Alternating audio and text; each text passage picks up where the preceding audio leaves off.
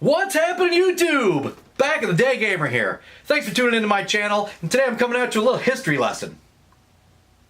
You didn't see that coming, did you? Don't worry, I'm not going to get too serious on you. Basically, I just want to do a little video to make sure you are all aware of the fact that this date, October 18th, back in 1987, my favorite game of all times was released on the Nintendo Entertainment System. And who can guess what that game was? That's right, Mike Tyson's Punch-Out! Favorite game of all time. It's been 31 years, and I still love this game. Now, I don't think I picked it up until the spring or summer of '88, so I've only been playing it for 30 years. But I still have yet, to this day, been able to beat it. I can't recall. Maybe back in the day, I pulled some win by decisions, but I'm positive I never TKO'd Tyson. Positive. I do need to remedy that. That's not what this video is about. Just wanted to make sure you're all aware of that, because this game is fantastic. Like I said, it's 31 years old. I've been playing it for 30 years, and I'm going to be playing it for 30 more years because it's awesome. You all know it's awesome. You can't deny it. It's awesome. So, the reason I'm actually aware of the release date on Mike Tyson's Punch-Out is because a couple of months back, I was watching a video from a now YouTuber friend of mine, Tyler from Generation Gap Gaming. He made a video on Punch-Out, which I will put a link in the description below. The video was awesome. Not only was it one of my favorite YouTube videos of all time on Mike Tyson's Punch-Out, but it's one of my favorite YouTube videos. It's just really thorough, super informative, yet amusing. When does that happen? It doesn't. So, after I watched the video, I hit him up and I was like, man, we have to collab for the anniversary of this. Just, if nothing else, quick little video. He graciously agreed, so here we are. When we were spitballing, trying to figure out what to do, you don't want to see gameplay. It's been done before a million times. Plus, I can't beat the game, so I can't show you footage of what it looks like at the end, but many other YouTubers can. We figured, let's try and do something different.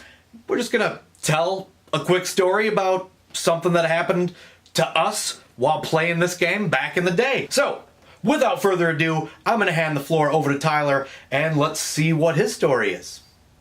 What's up, guys? It's Tyler here from Generation Gap Gaming, and I wanted to share one of my favorite Mike Tyson's Punch-Out stories. Now, I was an only child, so my cousins and I would play Mike Tyson's Punch-Out like crazy. Now, I have an older cousin named Shane who lived right next door to me when I was growing up, and we were practically brothers. He was over my house all the time playing the NES with me. So we probably had Punch-Out for a couple years at this point, and me and him were playing at my house one night, and we were finally on Mike Tyson. We already learned the code by that point, and we got to Mike Tyson. We made it through the first round, and he didn't get hit by any of the dynamite punches. I mean, he was really doing great. And I think he only got knocked down once in the second round, and we were finally in the third round, and he was doing really well. I think he had knocked down Mike twice, so I really think he had a good chance of winning. I didn't know anything about the points back then, like if you got 5,000 points you'd win by a decision, but I really think he had a good chance of winning. So he's doing great. We're just a little bit into the third round, then all of a sudden the screen just goes boop, and we look down to my toaster NES, and the game cartridge had sprung back up in the spring loader,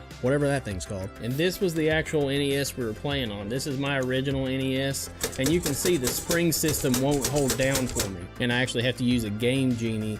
That way it'll lock in place and we can still play games that way. But yeah, the Punch-Out cart just popped right up to the top, and so he lost all his progress on Mike, and we about lost it. I remember us both just staring at the TV and staring at the NES. We were so defeated that day, we just quit for the day. But the good news was 2 days later, my cousin Shane beat it, and I remember exactly where we were. We were in the middle of my living room floor on one of those old school TVs that sat on the floor in the big wooden frame around it. My cousin Shane and I were just flipping out. I mean, it was a totally awesome experience, and I'm sure most of you have a similar story to Punch-Out. And that's what I think's so great about this game, is that I played this with all of my cousins, whether it be the girls or the boys. They all loved it. We all had a blast. Everybody could relate to it. It was so colorful. I mean, this game is just pure magic. And I pretty much collect anything related to Punch-Out. So of course I got my old NES cartridge, but I had to make sure I got the Famicom cartridge. You don't want to be caught anywhere without that. Now I'm going to show you one of my favorite pieces in my retro collection, and I actually just got it a few weeks ago for my birthday. I mean, yeah, I'm 36 years old, but this is what I wanted for my birthday. It was actually the original Punch-Out Golden Famicom cartridge. This was a special release in Japan that was only given out to people who won a contest for a US golf tournament on the NES. So there was only 10,000 of these made. I actually found me a copy. I love this thing. It looks beautiful, but it was before Mike Tyson's Punch-Out, so the actual final boss is Super Macho Man. I actually talked about this some in my Punch-Out video I did a few weeks ago, but I absolutely love this cartridge. It's amazing. So glad I finally got to get it. Okay, back in the day, gamer, that's some of my favorite memories of Punch-Out.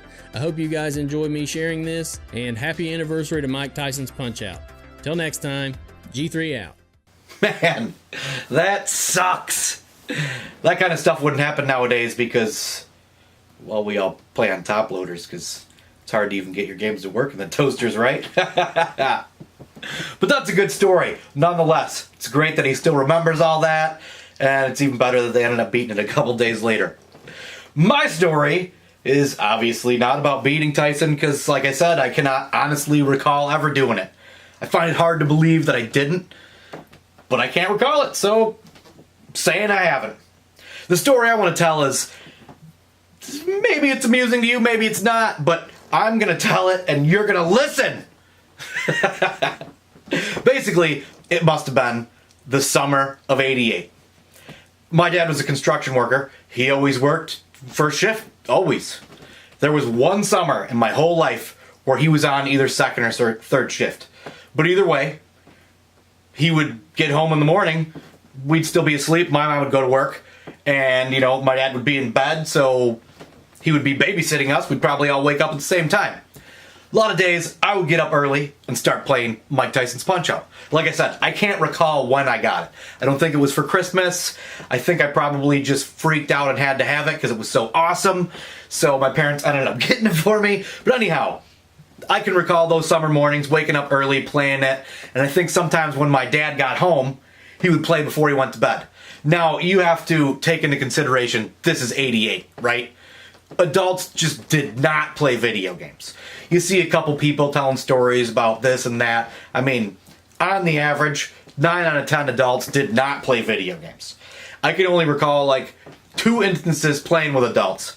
First was with my grandma, playing Pac-Man on Atari. She'd babysit me when I was like in kindergarten. We'd go over her house. She had Atari, she played it. We played Pac-Man. Everybody loves Pac-Man. And then the only other time I can really recall an adult playing a video game is this one summer where my dad worked nights. So I'd get up, play, or I can recall a couple times where he woke me up. Hey, beat this guy. But the gist of it is we could not beat King Hippo. Once again, this is '88. There was no internet. There weren't like strategy guides. I mean, sometimes there were, but it's not like you could order them. You only knew they existed if somebody else had one or you happened upon them at the store somehow.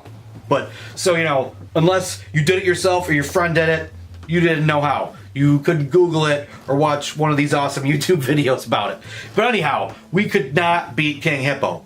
And I know this sounds ridiculous now, because he's so easy, everybody can beat him without even getting hit. But without knowing that when he opens his mouth, you punch him in it, then you have to do gut shots. You didn't know until you figured it out. And basically, it was complete trial by error, and it happened only by luck. And I can remember the time when I finally did it. I was like, oh my god, I can tell my dad! Other than Mike Tyson's Punch-Out, I don't think my dad ever played a video game. I can remember him watching us play Super Mario Brothers 1, just being like, how the hell did you know to jump there? And there was an invisible block where a mushroom came out. This game's stupid. Which, I agree with him. How the hell did we know? You know, because we wasted too much time playing it. Sorry, I didn't mean wasted. Time well spent. But anyhow, that's my story.